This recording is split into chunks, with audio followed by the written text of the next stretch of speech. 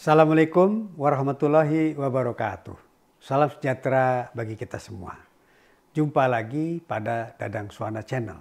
Kali ini kita akan membahas tentang Jakarta Baru, pemerintahan DKI setelah tidak menjadi ibu kota negara. Pemerintah telah menetapkan nanti bahwa rencana pentahapan pembangunan 2022 sampai 2045 bahwa Jakarta bahwa ibu kota di Penajam di Kalimantan Timur akan dikembangkan terus. Itu adalah kebijakan politik. Nah, yang penting bagi Jakarta adalah bagaimana mengantisipasi dengan terjadinya perpindahan tadi. Kita berdiskusikan tentang Jakartanya, bukan tentang IKN-nya. Nah, adapun alasan pemindahan ibu kota negara, ini alasannya karena alasan pemindahan berdasarkan beban Jakarta. Dari sisi lalu lintas, populasi, infrastruktur yang terlalu banyak. Kemudian juga alasan lingkungan, banjir, polusi udara, kenaikan air laut, dan lain-lain. Kemudian yang ketiga, strategis untuk pembangunan Indonesia bagian timur. Itu adalah alasan pemindahan ibu kota negara. Nah, memang pemindahan ibu kota ini juga banyak dilakukan oleh negara-negara di luar Indonesia, di dunia banyak. Misalnya masalah ibu kota Brazil yang pindah dari Brasilia, dari Rio de Janeiro menjadi Brasilia. Kemudian Mauritania, Pakistan dari Karachi ke Islamabad. Lalu Botswana, lalu Libya, Malawi, Belize, Tanzania, Nigeria, Jerman, kemudian Kazakhstan dan termasuk Malaysia dari Kuala Lumpur ke Putrajaya. Jadi sebetulnya perpindahan ibu kota sih wajar-wajar saja. Jadi artinya memang kalau memang sudah memerlukan lebih besar lagi memang diperlukan. Nah, masalahnya apa? Terjadi perbedaan kewenangan. Kewenangan untuk daerah Provinsi Jakarta sebelum pemindahan DKI, sebelum pemindahan DKI IKN. Jadi terjadi perubahan dan mana? Terjadi status kekhususan. Undang-Undang Nomor 29 tahun 2007. Kemudian kewenangan khusus sebagai penyelenggaraan pemerintahan, dukungan suara pemilih, DPRD, kawas khusus, dan pendanaan. Kemudian jenis kewenangan, pelaksanaan otonomi daerah, kemudian penyelenggaraan pemerintahan, IKN, perwakilan asing, lembaga internasional, kemudian dukungan suara pemilih, rencana tata ruang, kawasan khusus, termasuk peran gubernur. Peran gubernur itu ada dua. Yang pertama sebagai wakil pemerintah pusat, yang kedua adalah sebagai kepala daerah. Jadi gubernur adalah wakil pemerintah pusat di Jakarta, kira-kira begitu nanti. Nah, perubahan kewenangan tadi akan terjadi perubahan kewenangan ya setelah pemindahan IKN. Nanti kewenangan ibu kota negara dialihkan ke Kalimantan Timur. Tapi Jakarta akan tetap memiliki kewenangan khusus, yaitu meliputi bagaimana penanganan permasalahan urbanisasi, kemudian keamanan, transportasi, lingkungan, kawasan khusus, sosial kemasyarakatan. Nah, kemudian ini tidak terkait langsung dengan status ibu kota negara sendiri. Jadi ini akan berulang perubahan. Jadi mungkin nanti dengan adanya perpindahan tadi, saat ini masih sedang digodok tentang undang-undangnya maupun tentang perdanya.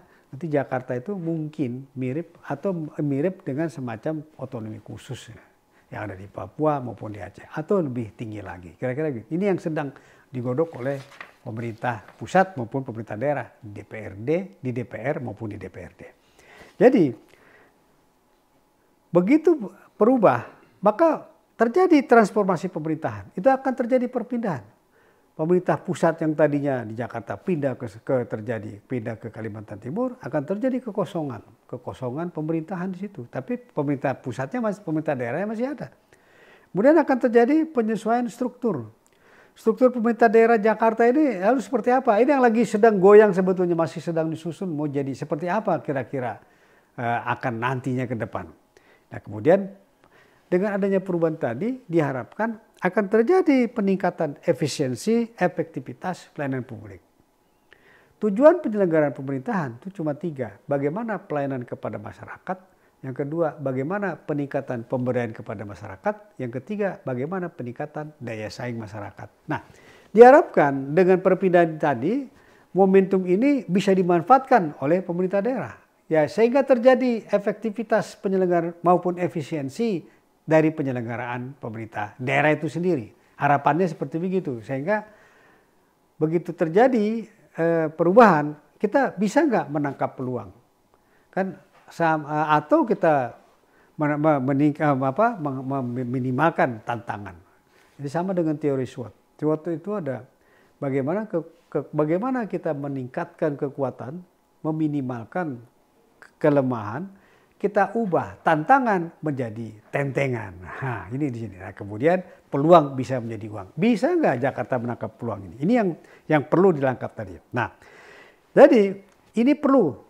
Jakarta tuh mesti mendata kira-kira apa peluang-peluangnya, bagaimana tantangan, laksanakan kondisi, bagaimana mengantisipasi. Nah, kalau kita lihat begitu perpindahan ibu kota negara, maka beberapa peluang yang mungkin muncul. Yang pertama adalah fokuslah pada kewenangan khusus, karena nanti Jakarta akan menjadi mempunyai kewenangan khusus.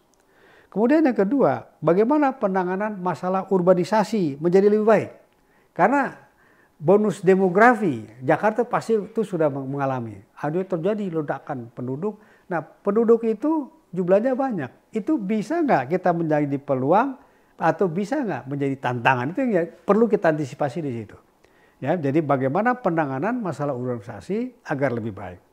Nah, kemudian yang ketiga nanti adalah stabilitas ekonomi nasional dan kesejahteraan masyarakat. Nah, ini yang perlu ditunjukkan bahwa tugas penyelenggaraan pemerintah daerah cuma 3. Bagaimana peningkatan pelayanan publik, peningkatan kesejahteraan masyarakat, dan bagaimana peningkatan daya saing ekonomi masyarakat. Nah, tapi banyak terdapat peluang, tapi juga ada tantangan.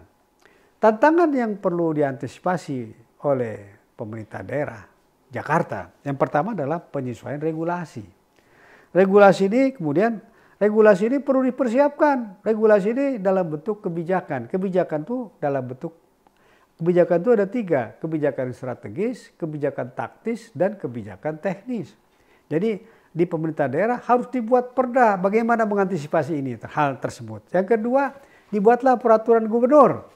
Nah, baru yang ketiga nanti lebih teknis lagi dalam rangka menangkap peluang, mengantisipasi tantangan, yaitu perlu diterbitkan kebijakan yang bersifat teknis yang dikeluarkan oleh masing-masing kepala dinas. Nah, barangkali yang perlu menjadi tantangan, tapi ini mudah diucapkan tapi sulit pada prakteknya adalah koordinasi dengan pemerintah pusat. Ini yang perlu, karena koordinasi itu gampang diucapkan tapi prakteknya susah. Nah, jadi Pemda DKI harus terjadi koordinasi dengan pemerintah pusat.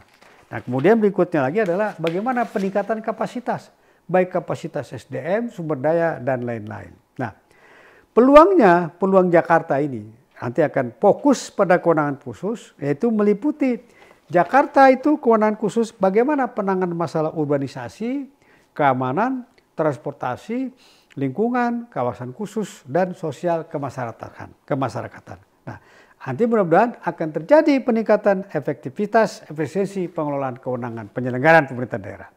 Peluangnya Jakarta harus lebih fokus dalam rangka penanganan permasalahan urbanisasi, nanti akan terjadi menghindari kemacetan misalnya kira-kira gitu. Nah, Jakarta bisa lebih fokus pada penanganan masalah urbanisasi seperti banjir, kemacetan, perumahan. Dan harapan begitu kita DKI, pemerintah Jakarta bisa menyelesaikan hal tersebut, maka akan meningkatkan kualitas hidup masyarakatnya. Nah, peluangnya bagaimana stabilitas ekonomi nasional dan kesejahteraan masyarakat tetap terjaga, maka pembinaan IKKN ini juga sisi positif. Ini mengurangi beban Jakarta sebagai pusat pemerintahan dan ekonomi nasional. Nah, kemudian berdampak juga positifnya adalah stabilitas ekonomi nasional dan kesejahteraan masyarakat. Nah, tantangannya perlu ada penyesuaian regulasi. Nah, ini butuhkan waktu, kecepatan, tapi dia harus cepat ini. Nah, kemudian perlu laksanakan koordinasi dan sinergi dengan pemerintah pusat. Dan, kemudian berikut lagi tantangannya bagaimana Jakarta bisa meningkatkan kapasitasnya dalam rangka menjalankan kewenangannya. Nah, hal ini dapat dilakukan dengan beberapa cara. Yang paling penting itu nanti bicara masalah SDM, misalnya perlu laksanakan pelatihan, pendidikan, kerjasama dengan pihak-pihak lain. Pemirsa, sebagai kesimpulan, bahwa yang pertama, pembinaan IKN berdampak signifikan terhadap keuangan daerah Provinsi Jakarta. Nah, Jakarta perlu menangkap peluang, memiliki peran dalam rangka bagaimana meningkatkan pemerintahan, struktur pemerintahan Indonesia. Kemudian yang ketiga, pemerintah pusat dan pemerintah daerah perlu bekerja sama, berkoordinasi, mengantisipasi tantangan-tantangan pasca pemindahan ibu kota negara.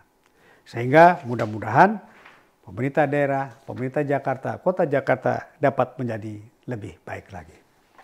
Pemirsa, demikian yang bisa kita sampaikan, yang kita diskusikan pada kali ini. Semoga bisa bermanfaat bagi pemirsa, kemudian dapat menjadi nilai ibadah bagi kita semua. Kita akhiri. Assalamualaikum warahmatullahi wabarakatuh.